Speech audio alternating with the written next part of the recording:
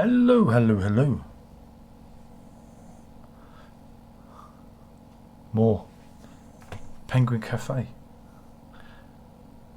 This is called Music from the Penguin Cafe, live at the Royal Albert Hall.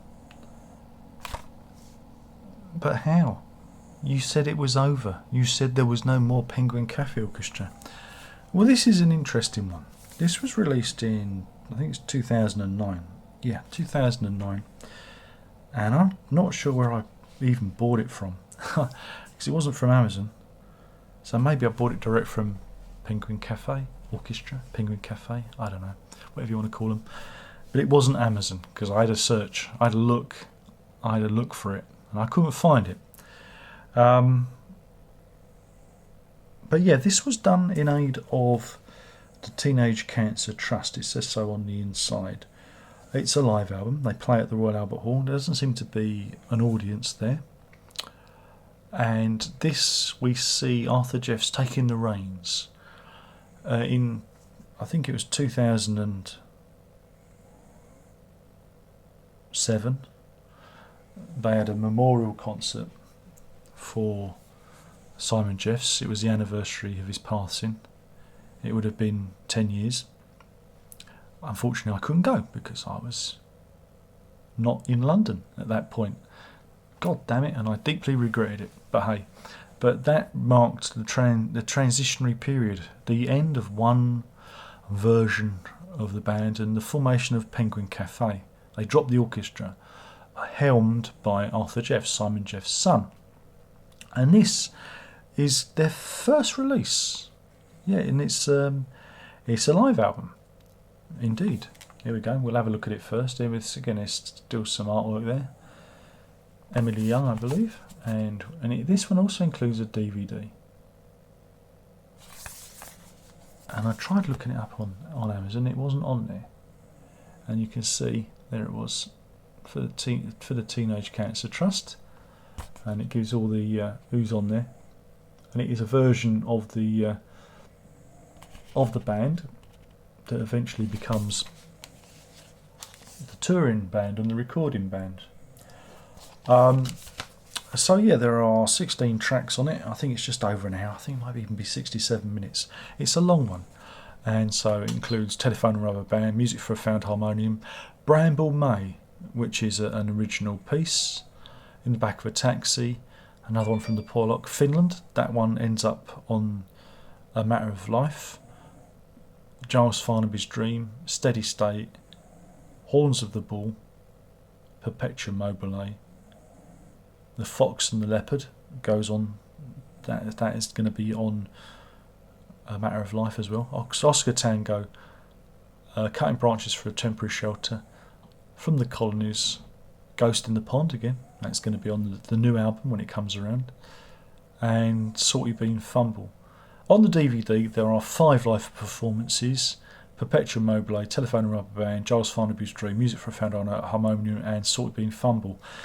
These are done in the Royal Albert Hall, but there isn't an audience. And again, I don't know if the rest of the album was performed like that because I couldn't hear any audience ambience. But you see them playing it, and it's delightful. As one of the extras is an interview with Arthur Jeffs, and he explains the writing of these pieces. Again, he talks on behalf of his father and how the pieces are put together. It's quite interesting. There's an insight. What? All right, everyone's a critic. That's the dog again. It was much better when you got up and left. She doesn't do that anymore now. She got too lazy. She likes her bed too much. What I might do, seeing as I don't care anymore, is I might rip this DVD and edit the interviews and the performances together to make something that you may never have seen before. Because hey, it's what people do on YouTube now, and you don't get punished for it. So I'm past caring, being a good boy. But yeah, it's an interesting document because it shows the band evolving. It's like this is like a portent of things to come. For it will be a good 2 years before the album A Matter of Life is out, and we'll cover that. We'll cover that in the next video. We'll do that one because I know someone asked for it. Was it Big Dave or was it Munton? I can't remember, but I know somebody asked nicely, and because I'm only doing this for the I'm doing this for the old faithful, you know. I'm narrowcasting, you know. I should charge you. I should charge you. Put it behind a paywall, and then no one will watch it. But I joke. Again, I know this is very limited, niche content because nobody cares about any stuff. Only the diehards who follow me, and I love each and every one of them, especially on a Tuesday night. So yeah, hopefully it's been interesting, because it might have been one that slipped your attention. I don't even know if you can buy this anymore, because I had a little search before I came on and I couldn't find it, and I forgot I had it in the in the thing. I was looking at doing the Penguin Cafe album, and I thought, oh wait a minute, we got this one. This one comes before that. Why don't we do that one? So I'm doing it. It's interesting. Talk about the actual music itself. The arrangements are very different. Of course, different players, completely different generation of players. You might not like it. I'm a little bit unsure of it. I still prefer the Cafe Orchestra versions of it. Some are a little bit faster. The hits are a little bit young man. They're playing it like young men. A little bit more urgency to them, which you might not. This isn't a walk in the park. This is a not quite a sprint, but it's a hearty stroll rather than an amble, if you know what I mean.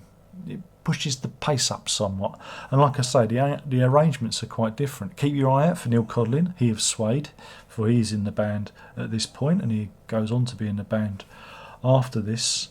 And yeah, again, I'm trying to think back to it at the time. I think I was kind of, yeah, this is cool. Of course, I wasn't expecting there to be a Penguin Cafe album. So it was like, oh, this is nice. This is a nice charity thing. I thought it was a one-off. And the DVD was nice. The only problem is there's only 5 tracks. It's a shame they didn't do the whole thing. Maybe there is that footage out there somewhere. I don't know. But yeah, it's a unique document of a band in transition. The band is slowly finding its final form. And yeah, I mean, I always think it's a remarkable thing that, a band is retired but then reformed with the son of the leader of the previous band. I mean, I don't think, has that ever happened before in music? I don't know. I don't think it has. And not only did they play the old hits, they also created a whole new catalogue of music. But like I say, we're going to talk about that. I've already reviewed many of the Penguin Cafe albums as part of Prog Review and whatnot, so search those out. I may include them in the end card, but I haven't done A Matter of Life. I may have done it, but I don't think it's on here anymore because stuff got lost, But yeah, seek this one out. I will include. I'm gonna rip the DVD and kind of edit it into a little thing, and maybe it'll get claimed, but people will be able to see it because it's lost content, isn't it? It's lost media, and I think it's good to kind of get this in front of people's eyeballs and get them enthused. I don't monetize any of this stuff because I can't. The money goes to whoever owns the rights to the music. So yeah, keep your eye out for that, and hopefully this has been interesting. Like I said, I've been talking about music from the Penguin Cafe live at the Royal Albert Hall, something that was released in 2009 and was effectively a charity record for the Teenage Cancer Trust, featuring Arthur Jeffs and the band that would become Penguin Cafe. And yeah, it was an interesting one, especially as it is peppered with some of the new stuff. I didn't even realise that those tracks would be on a new album, because it was all a wonderful thing. But yeah, a weird one, a good one, but a weird one, because at the time it's like, what?